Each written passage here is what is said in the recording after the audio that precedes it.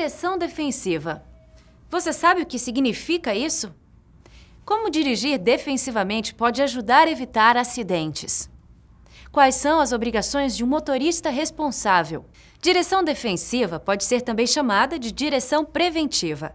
Você dirige defensiva ou preventivamente quando presta atenção em tudo no trânsito, quando sinaliza para os outros usuários o que vai fazer. Parece complicado, mas não é. O bom motorista faz isso permanentemente. Nós vamos explicar isso bem explicado. Ao dirigir, o motorista deve estar sempre atento a tudo o que pode acontecer ao seu redor, pois o semáforo pode fechar, o carro à sua frente pode frear de repente, um motociclista pode estar passando ou o pedestre atravessando. Enfim, muitas situações perigosas acontecem diariamente no trânsito. O motorista deve avaliar os riscos a cada momento. Para isso, ele deve estar sempre atento ao que se passa à sua volta. O trânsito é muito perigoso. Os acidentes são muito comuns. E basta uma desatenção para a gente levar um susto. Bateu num carro, capotou e ele tem 2 costelas quebradas, 7 pinos no braço com uma chapa de aço. Aí ela foi passar numa passagem de pedestre e não respeitou, o carro não respeitou, atropelou ela. Eu vi um rapaz ser atropelado na faixa, porque ele atravessou antes do sinal fechar. Morreu. Pouco tempo depois ele foi para o hospital, mas morreu. Parece que todo mundo tem uma história para contar. Será que o nosso trânsito é tão violento? Vamos falar com o professor Davi Duarte Lima. Professor, nosso trânsito é mesmo violento? É sim, Carol. Para você ter uma ideia, no Brasil já morreram mais de 1 milhão de pessoas no trânsito. Todo ano morrem 40 mil pessoas e 500 mil ficam feridas. Infelizmente, nossos números são de uma guerra. Realmente, é uma situação extremamente alarmante. Mas, professor, existe alguma solução? Felizmente existe. A solução está em melhorar. Nós temos de melhorar a segurança das nossas vias, melhorar nossas calçadas, a sinalização, construir ciclovias, melhorar a fiscalização para punir os motoristas infratores e melhorar a educação para o trânsito, principalmente fazendo com que os motoristas conheçam e apliquem os princípios da direção defensiva. Na prática, que princípios são esses? Há 3 coisas simples que todo mundo pode fazer. Primeiro, evitar cometer erros. Segundo, levar em consideração o comportamento e as limitações dos outros. Terceiro, prestar atenção quando houver condições adversas. Quem faz isso evita acidentes, torna o trânsito mais humano e também protege seu bolso, porque ele não será multado. Todo mundo deve conhecer as regras do Código de Trânsito. No trânsito, cada um cede um pouco de sua liberdade para que todos andem com segurança. Vamos ver em detalhes cada um desses princípios aos quais o professor se refere. Descuidar-se do carro, pneus carecas, freios que falham, lanternas ou faróis queimados, tentar recuperar o atraso no percurso. Quem sai atrasado, chega atrasado. Você não ganha tempo mudando de faixa, de fila. Lembre-se, aparentemente a fila que menos anda é aquela que você está. Lei de Murphy. Além disso, o sinal vermelho vai fazer você parar. Sair correndo logo que o sinal abre não adianta nada, pois logo na frente haverá outra fila ou congestionamento e a seguir ficará imobilizado em outro sinal vermelho.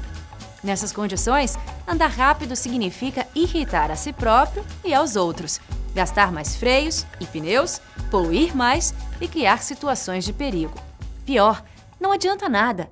Não tente recuperar o tempo que você perdeu dirigindo mais rápido no trânsito. A regra é, se você saiu 10 minutos atrasado, vai chegar 10 minutos atrasado.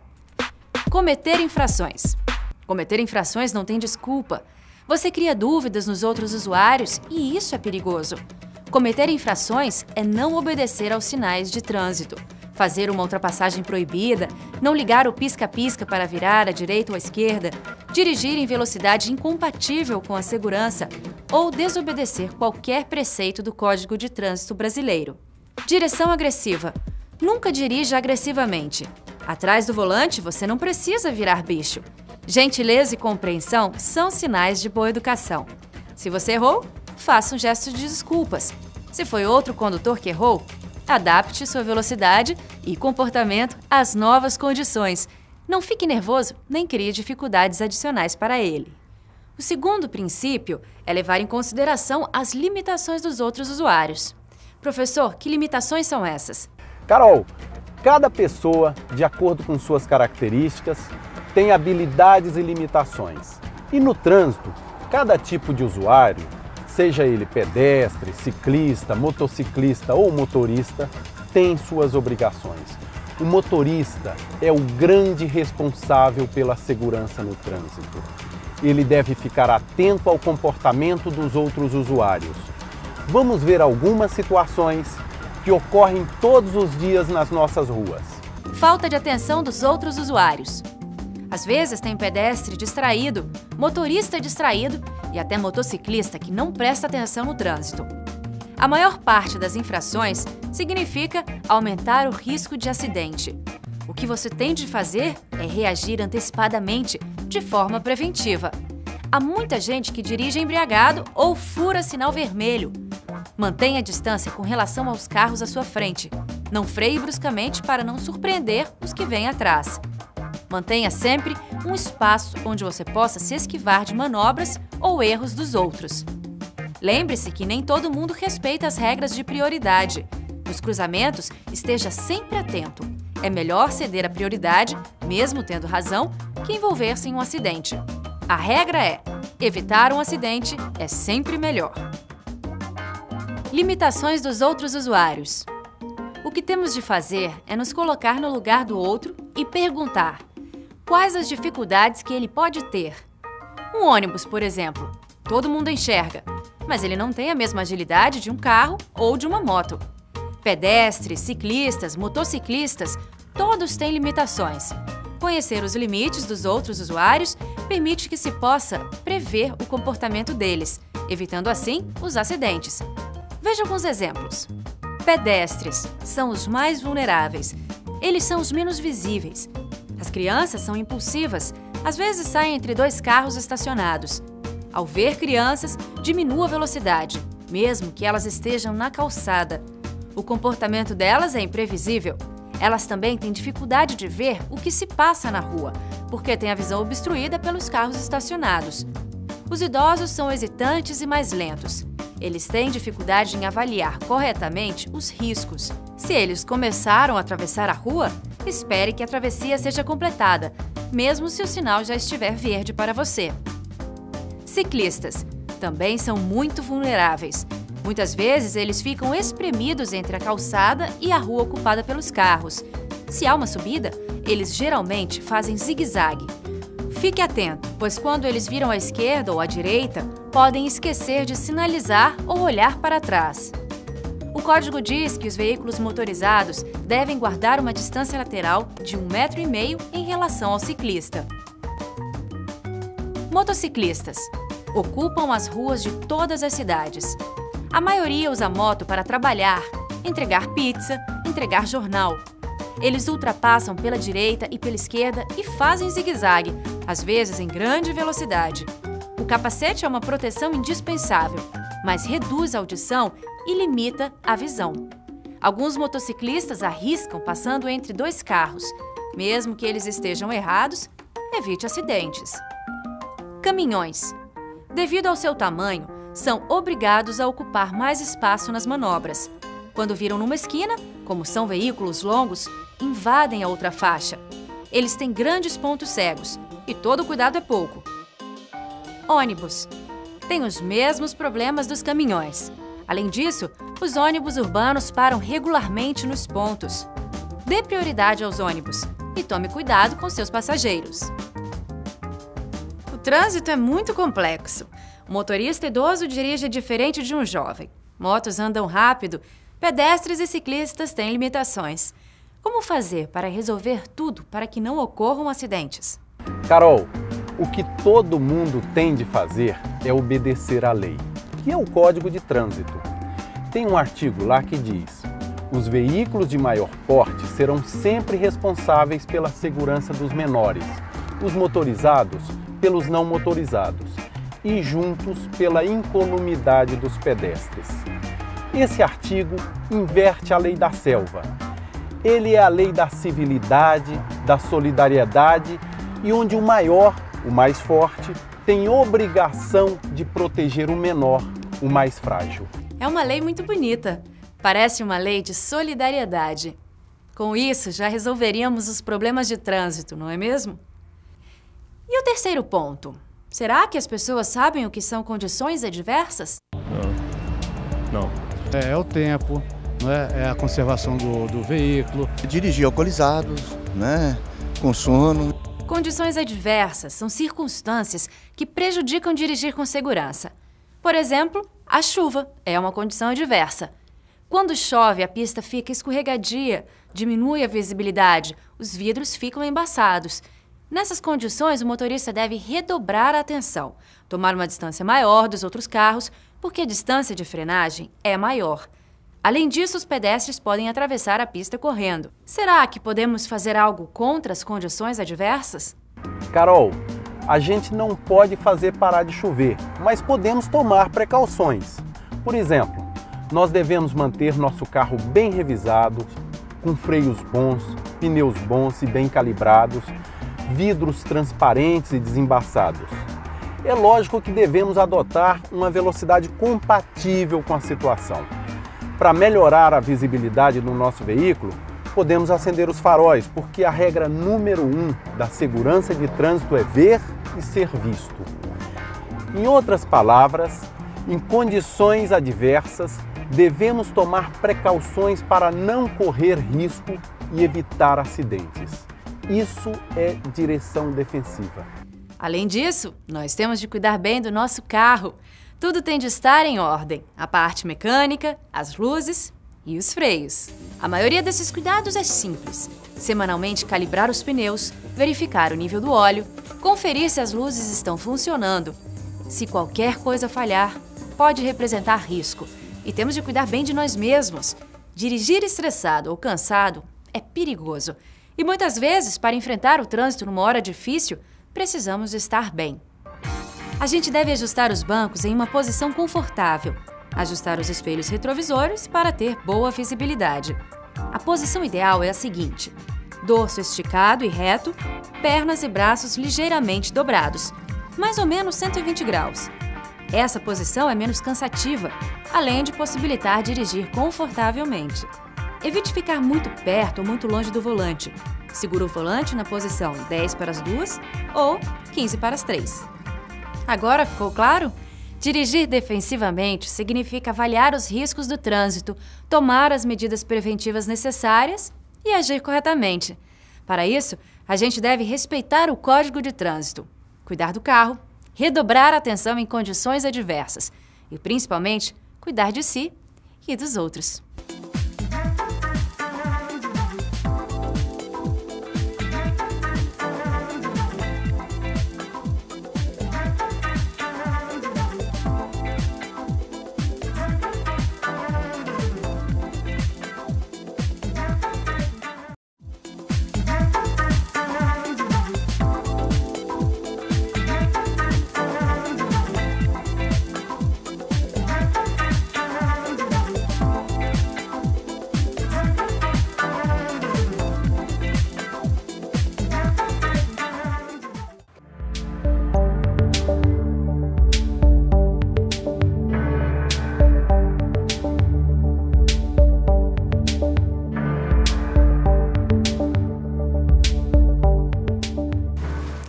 As bebidas são associadas à alegria, à festa, ao prazer. Infelizmente, quando se mistura álcool e direção, as alegrias se transformam em tristezas. O prazer, em tragédia. A festa, em velório. Quem não conhece uma história de acidente com bêbado?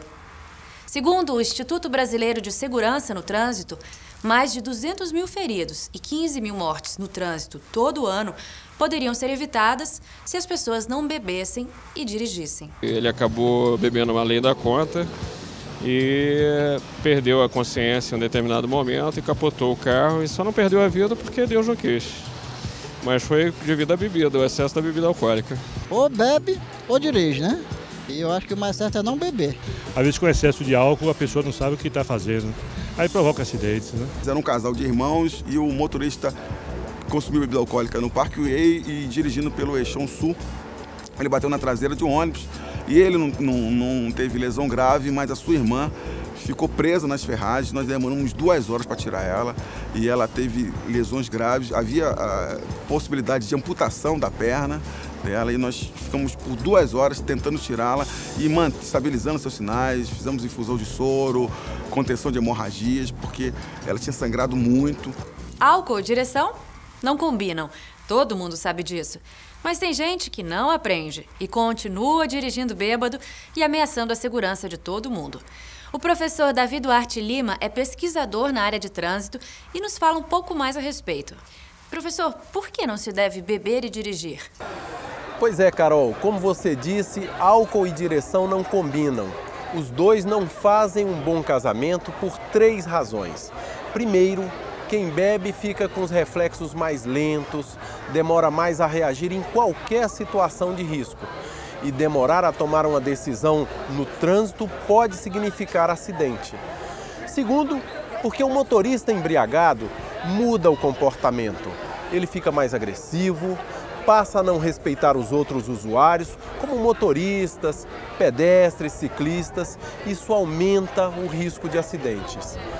Em terceiro lugar, no caso de uma pessoa ferida, quanto mais ela tiver bebido, menor sua chance de sobreviver.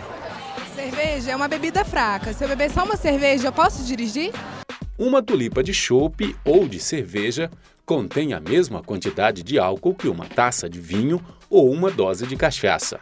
Como o álcool na cerveja é mais diluído, as pessoas bebem um volume maior. Mas atenção, tomar um chope corresponde a ingerir a mesma quantidade de álcool que uma dose de cachaça.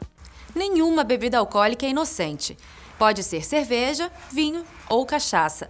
Ela mexe com o organismo e aumenta as chances de acidente. Vamos ver como é a ação do álcool no organismo. Na verdade, o que o álcool faz é interferir nas membranas neuronais. Ele, de uma forma geral, ele aumenta todos os sistemas inibitórios do sistema nervoso e diminui todos os mecanismos excitatórios. Nesse balanço, o álcool é considerado, por isso, um depressor do sistema nervoso central. Isso significa que, quando ingerido, ele provoca agudamente lentificação do pensamento, diminuição da capacidade de julgamento, diminuição da autoconcentração, diminuição da atenção, diminuição da coordenação motor e dos reflexos, além de cefaleia, sonolência. Professor Davi, na prática, como essas alterações se refletem no aumento do risco de acidente?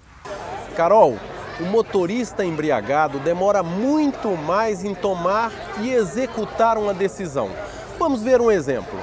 Uma criança inesperadamente começa a atravessar a rua. O motorista alerta em perfeitas condições, avista a criança a 40 metros. Ele raciocina rapidamente o que fazer. Desviar, frear, decide frear. Então ele tira o pé do acelerador, coloca o pé no freio. Entre o momento que ele viu a criança, pensa o que fazer e coloca o pé no freio, o carro estava andando a 60 km por hora. Nesse 1 segundo, ele andou 17 metros. O motorista aperta o freio e o carro começa a desacelerar. Como o pavimento estava seco, o freio em perfeitas condições, os pneus novos e calibrados, o carro leva ainda 18 metros até parar. Então, entre o momento que o motorista viu a criança e parou o carro, foram 17 metros mais 18 metros. Total, 35 metros. Se o motorista estivesse embriagado, ele demoraria mais para decidir. Se ele retardar apenas 1 segundo na sua decisão, até ele pisar no freio, o carro teria andado 34 metros e precisaria ainda de mais 18 metros até fazer o carro parar. Professor, 1 segundo é muito pouco. É realmente muito pouco. 1 segundo que a pessoa retarda na sua decisão pode ser determinante para ocorrer um acidente. Carol, beber e dirigir ainda tem outros problemas. O primeiro sentido alterado é a visão. E como todo mundo sabe, ver e ser visto é a regra número 1 da segurança de trânsito. 95% das informações que usamos para dirigir vêm da visão. Mas quando o motorista bebe, ele fica com a visão imprecisa, ele perde a noção de distância. Se ele bebe um pouco mais, nem vê o que passa ao lado do seu carro. O motorista vê a frente, mas não vê as laterais da via. A qualquer momento ele pode provocar um acidente, atropelar uma pessoa.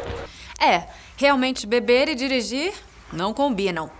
O pior é que tem algumas pessoas que quando bebem, viram outras.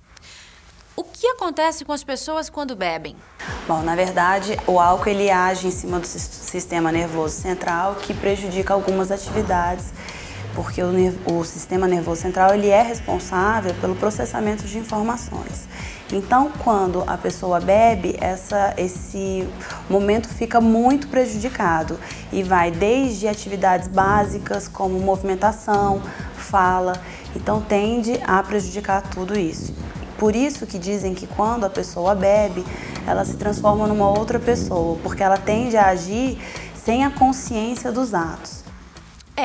Quando juntamos diminuição dos reflexos do motorista, visão embaçada e comportamento agressivo, não deve dar em boa coisa. Professor Davi, eu ouvi dizer que basta uma cerveja para aumentar o risco de acidente.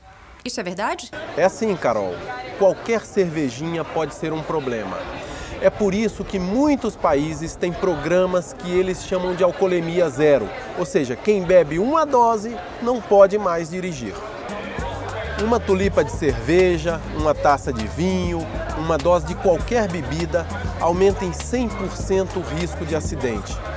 2 doses significam um aumento de 200%. 3 doses, 400%. 4 doses aumenta para 800%. Na 5ª dose, o risco de acidente já é de 1.600% a mais. A cada cerveja, dobra o risco de acidente. O risco aumenta de forma exponencial. Acho que depois de conhecer isso, muita gente não vai mais pegar no volante depois de beber. E o que diz o Código de Trânsito Brasileiro? Vamos falar com Márcio de Andrade, que é da Polícia Militar e professor de Legislação de Trânsito. Professor Márcio, quais são os principais pontos do Código sobre álcool e direção? Se o condutor for flagrado conduzindo o veículo automotor acima do índice permitido no próprio código, que são 6 decigramas de álcool por litro de sangue, ele vai ter uma multa gravíssima, com fator multiplicativo vezes 5, ou seja, é um valor alto, e além disso, ele vai ter a sua habilitação recolhida e a suspensão de direito de dirigir também. Além de todo o perigo de beber e dirigir, ainda tem o risco de ser preso e pagar uma multa. Professor Davi, nós vimos que com 3 cervejas o risco de acidente aumenta 400%. Isso vale para todo mundo? Esse número é uma média, Carol. Nós temos de considerar que as mulheres geralmente são mais fracas para beber. Quem tem menos de 20 anos e mais de 60 também é mais sensível ao álcool. Com o estômago vazio, a bebida sobe mais rápido. Para quem não tem o hábito de beber, às vezes uma cerveja já é demais. É que a absorção do álcool varia de pessoa para pessoa, de um dia para o outro. E a sensibilidade ao álcool depende até mesmo do estado emocional da pessoa. Portanto, o melhor é seguir a velha e conhecida regra: se for dirigir, não beba. Professor, nós temos aqui algumas perguntas sobre o assunto com o nosso repórter Alexandre. E aí, Alexandre, quais são as principais dúvidas do pessoal aí na rua? São muitas dúvidas sim, Carol. Vamos começar aqui perguntando para a Indiana qual a dúvida que ela tem com relação a álcool e direção. Depois de 5 cervejas, quanto tempo eu preciso esperar para voltar a dirigir? Bom, o processamento do álcool pelo organismo é lento e varia de pessoa para pessoa.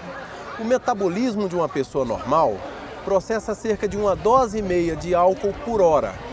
Comer pão, massas, biscoitos, arroz e os sucos de frutas reduzem o problema do álcool, pois aceleram o metabolismo. Intercalar bebida alcoólica com água, com suco de frutas, também ajuda muito. Para que você tenha segurança, espere 1 hora para cada cerveja que você tomou. Estou tomando um remédio e notei que eu estou mais fraco para beber. O que eu devo fazer? Olha, a primeira coisa é ler a bula do medicamento que você toma e consultar o seu médico. Alguns remédios aumentam os efeitos do álcool. O melhor é cortar o álcool. Aliás, se você está em tratamento de saúde, toma remédio ou faz algum regime, deve evitar beber, porque nessas situações as pessoas costumam ficar muito sensíveis ao álcool. Para melhorar do porre, eu tomo banho frio ou café amargo? O café pode até aumentar o porre. Respirar fundo também não resolve nada. O único efeito do banho é que o bêbado vai ficar mais limpo. Quem for dirigir de volta não deve beber. A festa tem de continuar.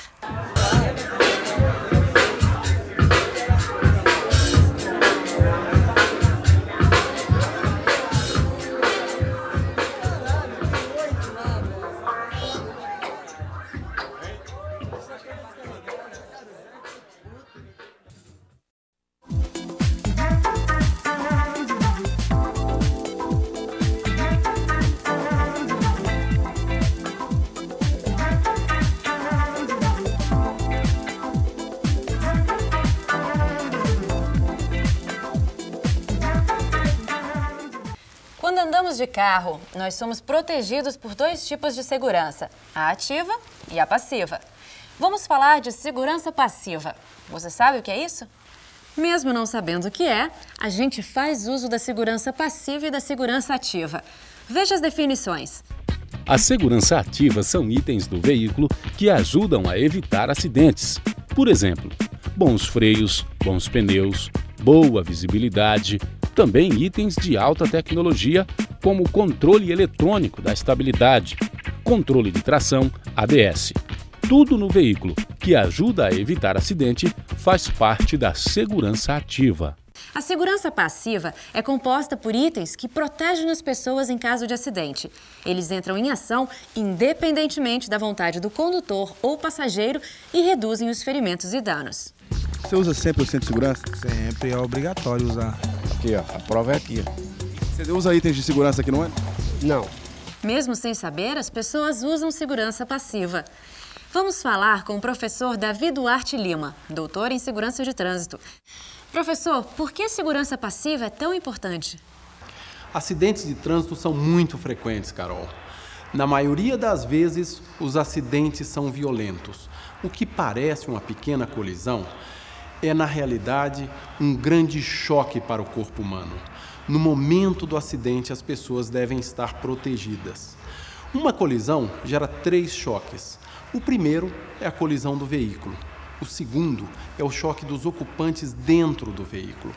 Com a desaceleração do corpo da pessoa, ocorre o terceiro choque, que é interno. Nosso corpo é formado em grande parte de líquidos e tecidos moles, que com a desaceleração se chocam contra as estruturas internas. Essa terceira colisão causa as hemorragias internas. É por isso que, quando acontece um acidente, as pessoas têm de estar bem protegidas.